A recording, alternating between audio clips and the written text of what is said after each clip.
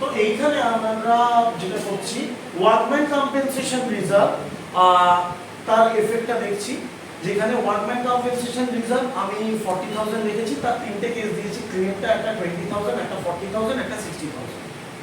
এবার দেখি যে এখানে কি এফেক্ট হয়। ফার্স্ট কেসেতে আমাদের ক্লেম, যে কোনো ক্লেম যখন হয়, ওয়ার্কম্যান কম্পেনসেশন ক্লেম করেছে, আমরা তো এখনো টাকাটা দিইনি, that means we have to pay, তার মানে যে কোনো ক্লেম এটা ক্রেডিট হবে, ঠিক? তো তাহলে টু ওয়ার্কম্যান কম্পেনসেশন ক্লেম বলে আমরা 20,000 লিখি। ওয়ার্কম্যান কম্পেনসেশন রিজার্ভটা 40,000 টাকা ছিল, এইটা আর থাকবে না। একটা লায়াবিলিটি আইটেম যখন না থাকে তখন সেটাকে কি করব, নালিফাইং এফেক্টের জন্য ওটাকে ডেবিট করতে হবে। তাহলে workman compensation reserve, workman compensation reserve debit হবে 40,000 এ, ঠিক? এটা তিনটে কেসেই হবে। এখানে ওয়ার্কম্যান কম্পেনসেশন রিজার্ভ ডেবিট হবে 40,000 এ, এখানে ওয়ার্কম্যান কম্পেনসেশন রিজার্ভ ডেবিট হবে 40,000। তাহলে পার্থক্যটা কোথায় হবে, ডিফারেন্সটা কোথায় আসছে? ডিফারেন্সটা আসবে এই ক্ষেত্রে ক্লেমটা 20,000, বাকি টাকা ওল্ড পার্টনার রোল রেশিওতে ডিস্ট্রিবিউট হয়ে যাবে 2A to B।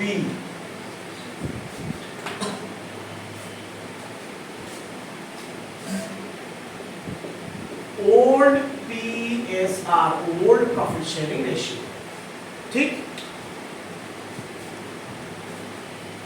Case 2 workman compensation reserve ছিল 40,000 টাকা, ক্লেমটাও তো 40,000 টাকা। টু ওয়ার্কম্যান কম্পেনসেশন ক্লেম 40,000, যত ডেবিট তত ক্রেডিট মিলে গেল। এই ক্ষেত্রে এটা debit 40,000, that to workman compensation claim এটা হচ্ছে 60,000, এখনো 20,000 আমাদের কাছে কম। এইটা কোথা থেকে আসবে? এইটা আসবে রিভ্যালুয়েশন থেকে।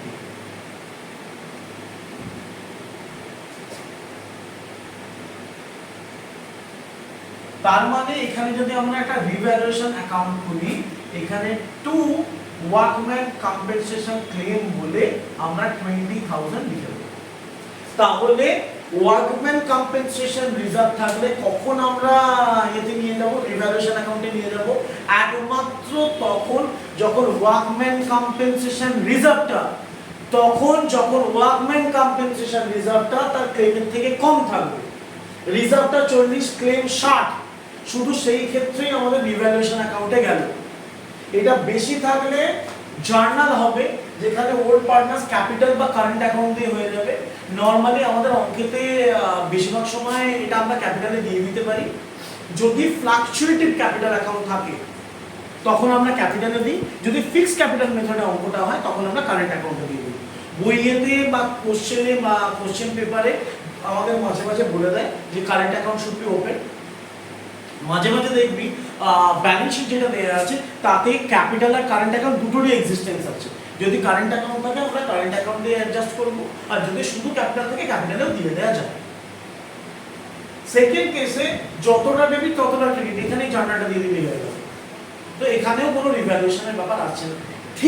ঠিক এইভাবে আমরা ইনভেস্টমেন্ট ফ্লাকচুয়েশন রিজার্ভ যেটা রয়েছে তার এন্ট্রিটাও করব। ইনভেস্টমেন্ট ফ্লাকচুয়েশন রিজার্ভ আমরা ধরলাম ইনভেস্টমেন্টের রিজার্ভটা 40,000, ফ্লাকচুয়েশনটা হচ্ছে 20,000, 40,000, 60,000, 20,000 হলে আমরা ওই রিজার্ভটাকে ডেবিট করব 40। এখানে ইনভেস্টমেন্ট আমি একবার এটা লিখিয়ে দেখিয়ে দিই, সুবিধা হবে। এক্সাম্পলটা সেম রাখছে, ইনভেস্টমেন্ট ফ্লাকচুয়েশন রিজার্ভ, এটাও আমি রাখছি 40,000, ঠিক আছে? আর এখানে কেস 1 এতে দেখাচ্ছি যে ইনভেস্টমেন্ট হচ্ছে 1 লাখ, মার্কেট ভ্যালু হচ্ছে কত দিয়েছে 80,000। কেস 1 মানে ডিফারেন্সটা 20,000 এর কমছে। আমি তিনটাতেই কমছে নিচ্ছি কারণ ওয়ার্ল্ডে তো এই ফ্লাকচুয়েশন রিজার্ভ লাগে না।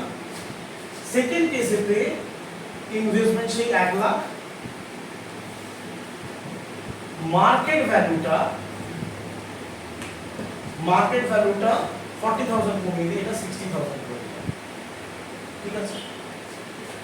আর কেস 3 তে করছি ইনভেস্টমেন্ট হচ্ছে 1 লাখ, মার্কেট ভ্যালু হচ্ছে 40,000 মানে এই ডিফারেন্সটা 60,000। তো তিনটে ক্ষেত্রে ডিফারেন্স বের করি। ডিফারেন্স এটা 20,000, এটা 40,000, এটা 60,000, সেম আগের এইটার মতোই হচ্ছে, তাই খালি জার্নালটা একটু পাল্টে যাবে। কি হলো না আমাদের ডেবিট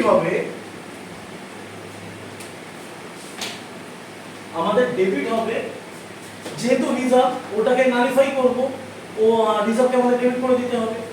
তো ইনভেস্টমেন্ট ফ্লাকচুয়েশন রিজার্ভ তিনটে ক্ষেত্রেই ডেবিট হবে, কত 40,000।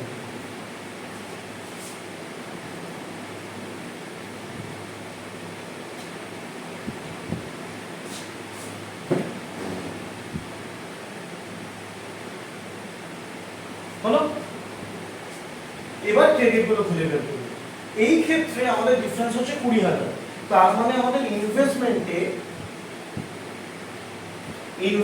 আমরা দিচ্ছি 20,000, বাকি টাকাটা টু এ টু বি,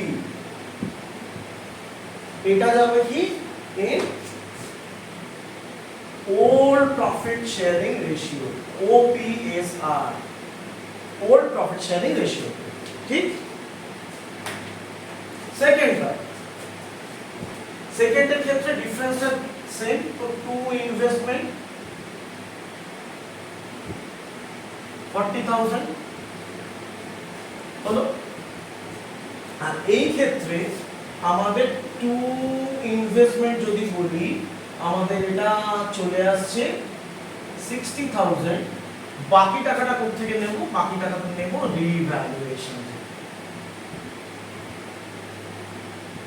এটাও রিভ্যালুয়েশনের ওই ডেবিটে চলে আসছে, বোঝাতে পারলাম।